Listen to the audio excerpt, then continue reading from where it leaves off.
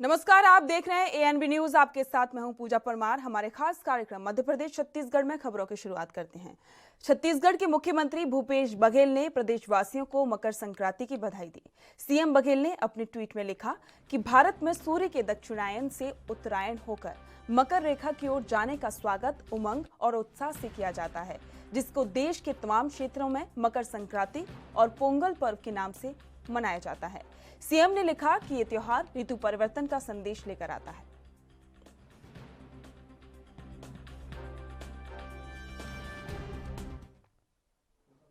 छत्तीसगढ़ में पंचायत चुनाव की तारीख नजदीक आ रही है। 20 जनवरी को मतदान होने वाले हैं। त्रिस्तरीय पंचायत आम और उपचुनाव के तहत 330 पंच पदों के लिए 7,33,152 सरपंच पदों के लिए 45,527 जनपद सदस्य के लिए, और इसी के साथ में आपको बता दें कि 3 जिला पंचायत सदस्यों के लिए 12 प्रत्याशी मैदान में हैं। राज्य निर्वाचन आयुक्त ठाकुर राम सिंह ने सभी मतदाताओं से अपील की है कि लोकतंत्र को मजबूत बनाने के लिए वोट जरूर डालें, लेकिन कोविड-19 से सुरक्षा का भी उपाय अपनाएं।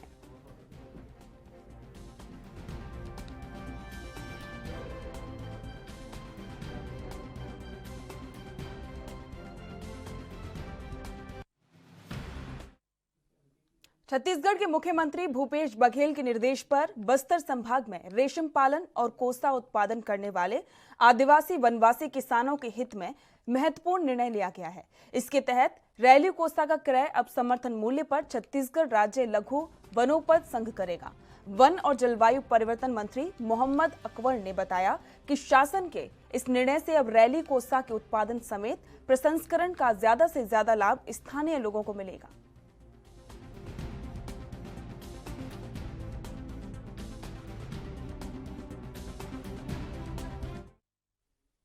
छत्तीसगढ़ के मुख्यमंत्री भूपेश बघेल ने सिंचाई से जुड़े प्रयास को सफल बनाने में काफी काम किया है। जल संसाधन विभाग द्वारा दुर्ग जिले के पाटन विकासखंड की केसरा उद्वहन सिंचाई योजना के निर्माण की मंजूरी दी गई है। इस योजना के निर्माण के लिए मुख्य अभियंता महानदी गोदावरी कछार रायपुर को 9 करोड़ 51 लाख रुपए स्वीकृत किए गए हैं। इसके निर्माण से किसानों को खरीफ सीजन में 1000 हेक्टेयर में सिंचाई के लिए जलापूर्ति हो सकेगी।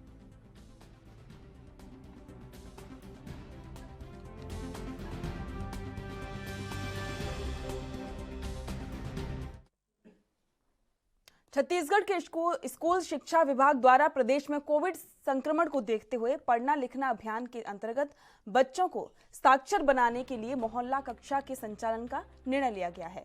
इन कक्षाओं का संचालन कोविड प्रोटोकॉल का पालन करते हुए किया जाएगा। पढ़ाई के लिए पाठ्यक्रम तय कर लिया गया है।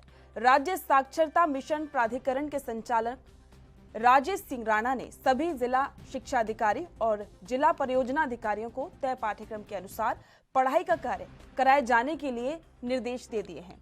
तय पाठ्यक्रम 9 सप्ताह के लिए तैयार किया गया है। इसमें प्रत्येक सप्ताह में पढ़ाई की गतिविधियों के लिए प्रतिदिन 2-2 घंटे की समयावधि तय की गई है।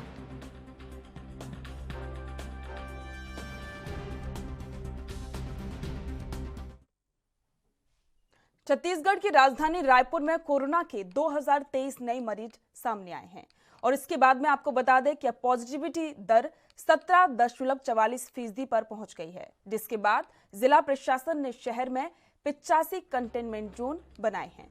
जानकारी के मुताबिक रायपुर जिले में 8,853 सक्रिय मरीजों में सिर्फ 184 अस्पताल में भर्ती हैं, जिसमें से 36 मरीज गंभीर हैं, जबकि 51 मरीज ऑक्सीजन सपोर्ट में हैं। मौत के मामलों को देखें तो पिछले 10 दिनों में 15 लोगों की कोरोना की वजह से मौत हो चुकी है। जिला प्रशासन के मुताबिक होम आइसोलेशन में रहने वाले मरीजों को उनके घर घर पर ही दवा पहुंचाई जा रही है।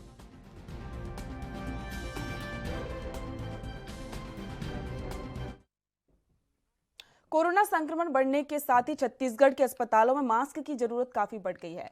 राजधानी रायपुर के डॉक्टर भीमराव अंबेडकर मेमोरियल अस्पताल प्रबंधन ने मास्क की कमी पूरा करने के लिए छत्तीसगढ़ मेडिकल सर्विसेज कॉर्पोरेशन को पत्र लिखा है। जानकारी के मुताबिक अंबेडकर अस्पताल में कोरोना काल के दौरान हर माह करीब 15,000 सर्जिकल और N95 मास्क की आवश्यकता होती है, लेकिन इस महीने CGMCC ने अस्पताल को सिर्फ 3,000 मास्क ही मुहैया कराए हैं। कई विभागों के चिकित्सक और कर्मचारियों की शिकायत है कि उनके पास पर्याप्त मास्क नहीं है। जबकि दवा व्यापारी संघ के सचिव लोकेश साहू ने बताया कि राज्य में मास्क निर्माण कंपनियां खुलने के बाद और बाहर से पर्याप्त मास्क आने से बाजार में मास्क की किसी भी तरह की कमी नहीं है।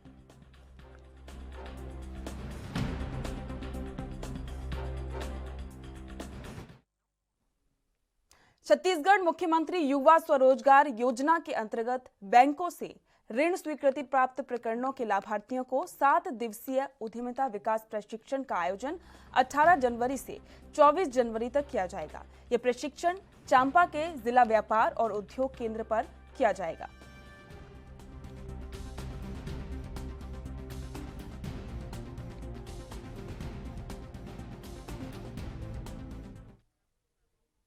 छत्तीसगढ़ में युवाओं को रोजगार दिए जाने के मामले को लेकर पूर्व मुख्यमंत्री डॉक्टर रमन सिंह के सवालों का मंत्री रविंद्र चौबे ने जवाब दिया। रविंद्र चौबे ने प्रदेश कांग्रेस मुख्यालय में प्रेस कॉन्फ्रेंस की। इस दौरान उन्होंने कहा कि पूरे छत्तीसगढ़ में रोजगार के लिए बहस छिड़ी हुई है।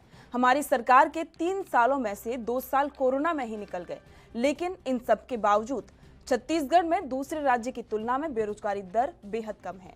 रविंद्र चौबे ने कहा कि ताजे आंकड़ों के मुताबिक छत्तीसगढ़ में बेरोजगारी दर 2.9% है, जबकि देश में बेरोजगारी की दर 7.9% है।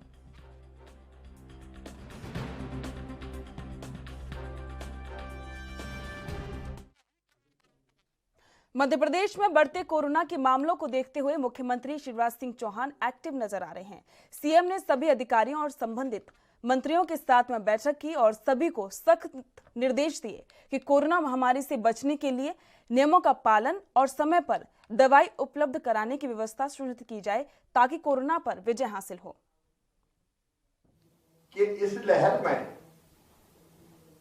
जो संक्रमित होते हैं उसकी गंभीरता कम है, सीरियसनेस कम है और इसलिए अस्पताल में भर्ती होने वाले प्रकरण अभी लगभग 3% से थोड़े ज्यादा है।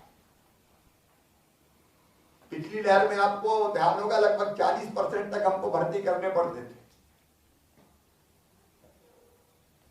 और ये जो वेरिएंट है उसका असर गले तक ही है, लंग्स में उतना प्रवेश नहीं कर रहा। लेकिन इसका अर्थ ये कदापि नहीं है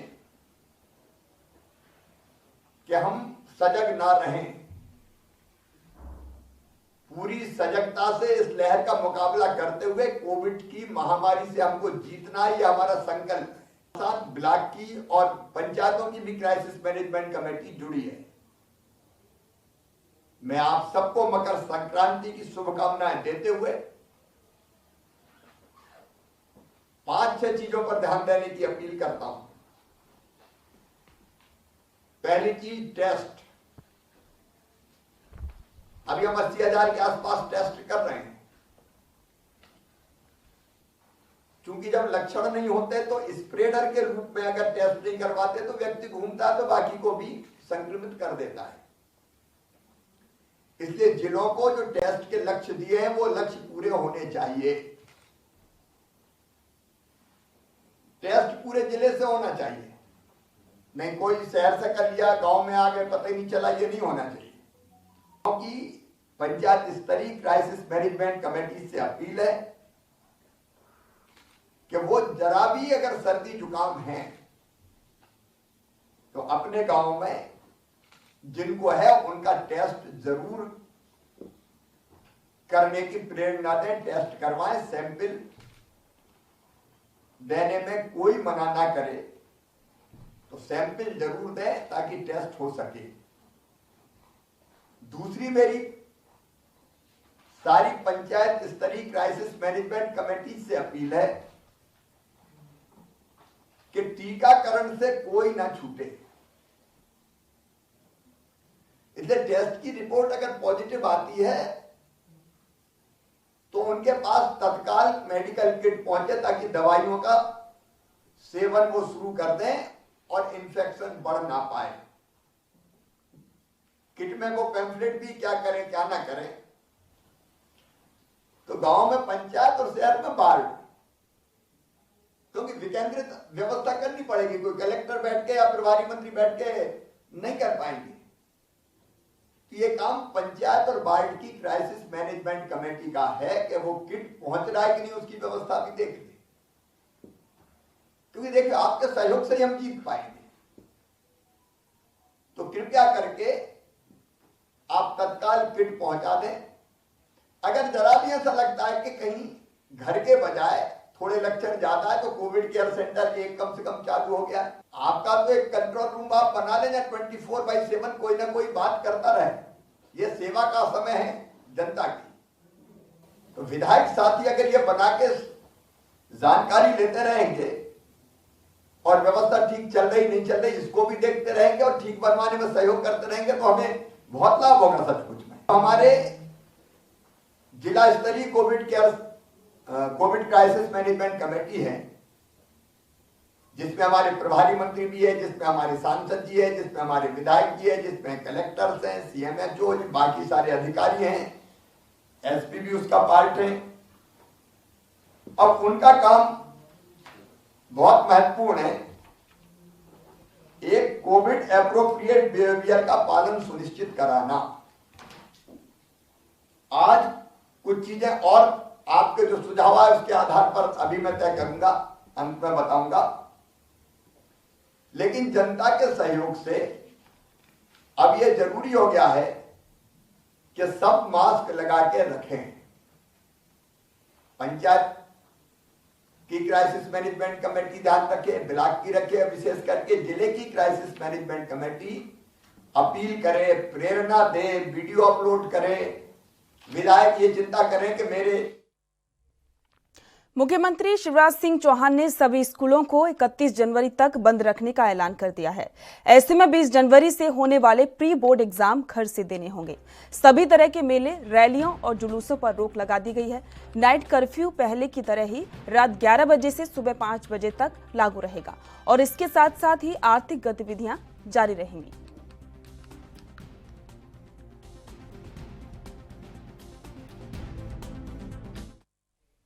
बीजेपी के राष्ट्रीय महासचिव कैलाश विजयवर्गीय ने पूर्व मुख्यमंत्री दिग्विजय सिंह के कंधे पर बंदूक रखते हुए कांग्रेस सुप्रीमो सोनिया गांधी पर निशाना साधा है। कैलाश विजयवर्गीय ने कांग्रेस को देश की दीमक करार दिया है। वहीं यूपी में चल रहे दल बदल को लेकर भी उन्होंने दावा किया कि कोई भी आए या जाए, बीजेपी को कोई फर्क नहीं पड़ने वाला। आज से सारे मांगलिक कार्य प्रारंभ हो जाते हैं और ये जब सूर्य भगवान उत्तरायण में आते हैं तो एक तरीके से पॉजिटिव एनर्जी भी आती है और देश के अंदर बहुत सारी समस्याओं से देश गुजर रहा है। विशेषकर प्रधानमंत्री जी के खिलाफ जो षड्यंत्र हुआ पिछले दिन वो बहुत चिंताजनक है और इससे बहुत सारे चेहरे भी बेनकाब हुए। मीडिया ग्रुप्स ने बहुत सारे जानकारी प्राप्त की, न सिर्फ जानकारी प्राप्त की, स्टिंग ऑपरेशन भी किया, उससे कांग्रेस का चेहरा बेनकाब हुआ।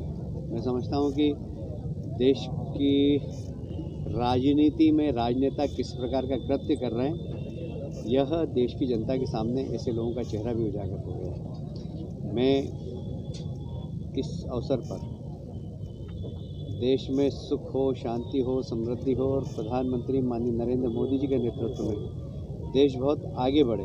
देखिए, बहुत चिंताजनक इन्फॉर्मेशन है और दिग्विजय सिंह जी ने एक बार एक ऐसे व्यक्ति को शांति दूत कहा था जिसकी जो कि आज मोस्ट वांटेड, जिसके ऊपर विदेशों से धन लाकर धर्मांतरण के आरोप हैं, प्लस आतंकवादियों के उसके संबंध हैं।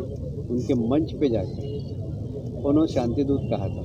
तो एक इतना बड़ा नेता यदि किसी गलती करता है, एक बार नहीं बार बार, तो ऐसा लगता है कि ये भूल नहीं है। ये कहीं न कहीं इटली की महारानी के निर्देश पर काम करने वाले लोग हैं और इसीलिए इस प्रकार की बयानबाजी करते हैं। कभी RSS को दीमक बोलते हैं। दीमक तो ये हैं जो देश की चिंता नहीं करते।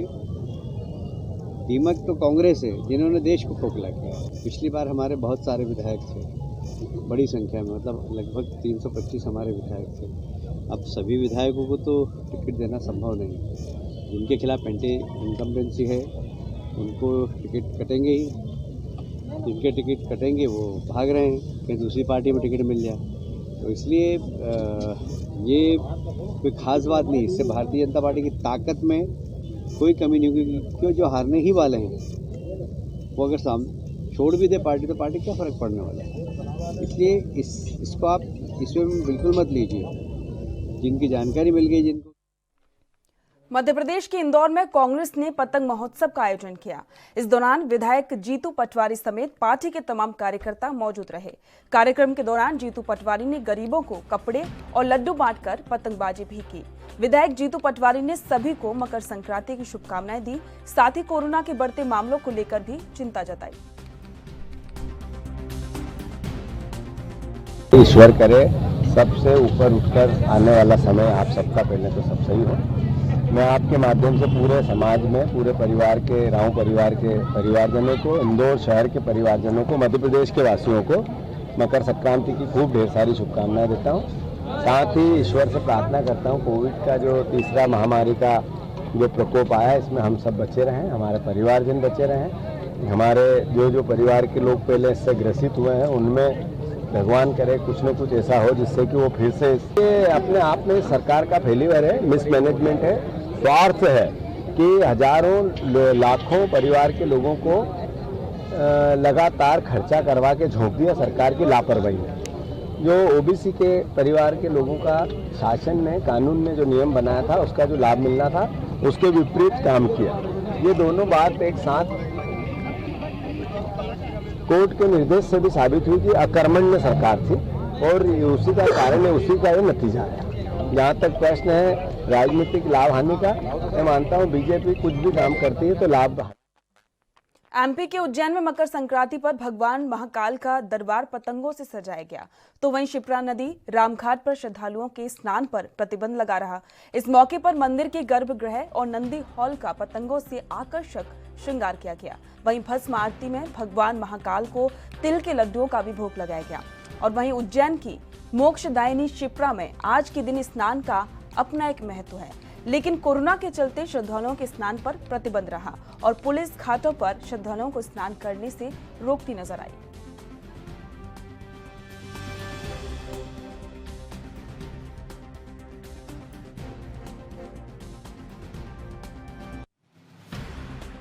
शिप्रा नदी उत्तर वाहिनी नदी है जो तिल भर बड़ा महत्व है। आज मकर संक्रांति महापर्व है। कोविड गाइडलाइन के देखते हुए स्नान पे प्रतिबंध किया गया है। यहाँ पे तीर्थ पुरोहित द्वारा भी खिचड़ी का और लड्डू का वितरण किया जाएगा 11 बजे माँ शिप्रा की आरती करके। और सभी से ये प्रार्थना की गई है कि कोविड गाइडलाइन। मकर संक्रांति महापर्व है। इस पर्व के उपलक्ष्य में भगवान को तिल्ली चढ़ाई गई है। आज प्रातःकाल आपने देखा होगा भस्म आरती में भी जो श्रृंगार किया गया उसमें तिल का उपयोग किया गया है। और चूंकि मकर संक्रांति के साथ साथ में पतंग महोत्सव। आपको बता दें कि मंदसौर जिले में फर्जी आरटीपीसीआर रिपोर्ट लगाकर कोविड संक्रमण से मृत्यु को लेकर दी जा रही अनुग्रह राशि को प्राप्त करने का मामला सामने आया है, जिसमें जिला कलेक्टर ने एफआईआर दर्ज करने के आदेश दिए हैं। दरअसल आरटीपीसीआर रिपोर्ट की जांच की गई तो सामने आया कि इस रिपोर्ट में छेड़छाड़ कर इसे फर्जी तरीके से गलत लगाई गई है। जब क्यूआर कोड के जरिए इस रिपोर्ट की जांच की गई तो ये इंदौर की लैब में नेगेटिव रिपोर्ट थी, जो कि अन्य नाम से थी, लेकिन इस रिपोर्ट में छेड़छाड़ कर इसे गलत बनाया गया।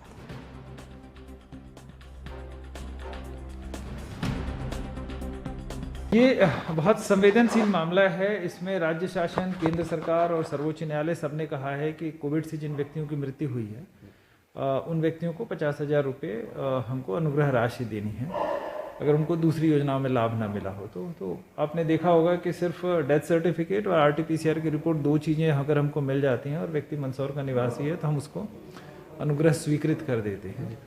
और ये काम बहुत तेज़ी से हम लोग कर रहे थे ताकि किसी भी पात्र परिवार को अनुग्रह राशि से वंचित ना होना पड़े। एक प्रकरण है जिसमें एक ही आईडी पे 2 लोगों ने कोविड पॉजिटिव अपने परिवार के सदस्यों को बताया, डेथ सर्टिफिकेट भी लगाया, लेकिन वो जैसा हम करते हैं कि हर जो आरटीपीसीआर रिपोर्ट होती है उसको जांच भी कर लेते हैं। बहुत से लोग फोटोकॉपी लगाते हैं, कुछ लगाते हैं, तो वो मैनिपुलेटेड पाया गया। उसमें एफआईआर दर्ज कराना इसलिए बहुत ज़रूरी है कि इस तरह की चीज़ों को लगाम लगाया जा सके। अगर कोई सोच रहा हो कि इस तरह से राशि ले सकता है तो उसकी जगह जो है हवालात में हो, ये मैसेज भी देना था। और पात्र लोगों का काम हम जल्दी जल्दी कर सकें, क्योंकि जैसे अगर शंका हो जाए कि लोग गलत लगा रहे हैं तो कार्य की गति धीमी हो जाती है। तो वास्तव में जो नीडी परिवार रहते हैं, जिनको जरूरत रहती है, उनका काम स्लो। एमपी के उज्जैन में करनी सेना मूल के कार्यकर्ताओं ने सेना के जवानों के साथ पुलिस द्वारा की गई मारपीट को लेकर एसपी को ज्ञापन सौंपा। इस दौरान करनी सेना के कार्यकर्ता डीजे पर देशभक्ति गीत बजाते हुए नजर आए। और इसी के साथ में आपको बता दें कि एडिशनल एसपी ने इसे कोरोना गाइडलाइन का उल्लंघन माना और सभी के खिलाफ 188वां मामला दर्ज करने की बात कही गई। मध्य प्रदेश के शिवपुरी में कोतवाली पुलिस और झारखंड पुलिस ने संयुक्त कार्रवाई की। इस दौरान झारखंड से काम दिलाने के बहाने लाई गई 5 युवतियों में शिवपुरी के अलग अलग क्षेत्रों से 3 युवतियों को बरामद किया गया है। वहीं इन युवतियों की तस्करी कर बेचने वाली एक महिला समेत 3 तस्करों को भी पुलिस ने गिरफ्तार किया है। पकड़े गए आरोपियों से पूछताछ में खुलासा हुआ कि इन युवतियों को काम दिलाने के बहाने लाया गया था, जिसके बाद इन लोगों को अलग अलग क्षेत्रों में बेच दिया जाता था। मध्य प्रदेश के शिवपुरी में मानव तस्करी का मामला सामने आया था। यहां झारखंड से लाई गई 5 युवतियों को बेचा गया था, जिसे आज सिटी कोतवाली और झारखंड की पुलिस ने संयुक्त कार्रवाई कर एक नाबालिग सहित 3 लड़कियों को बरामद कर लिया है। दरअसल 30 दिसंबर को गुरचरण मुंडा एक सामाजिक कार्यकर्ता द्वारा मानव तस्करी का एक आवेदन सिटी कोतवाली में आकर दिया था, जिसमें ये बताया था कि काम के बहाने झारखंड से लाई गई 5 युवतियों को शिवपुरी में बेचा गया है, जिस पर कार्रवाई करते हुए आज शिवपुरी और झारखंड पुलिस ने इन युवतियों को बरामद कर लिया है। वहीं मानव तस्कर सहित 2 लोग और एक महिला को भी, जिनने लड़कियों को खरीदा था, उनको भी गिरफ्तार कर लिया है। कैमरामैन शाकिर के साथ एएनवी न्यूज़ के लिए जकी खान की रिपोर्ट। और इसी के साथ मध्य प्रदेश छत्तीसगढ़ में फिलहाल इतना ही। देखते रहिए एएनवी न्यूज़। नमस्कार।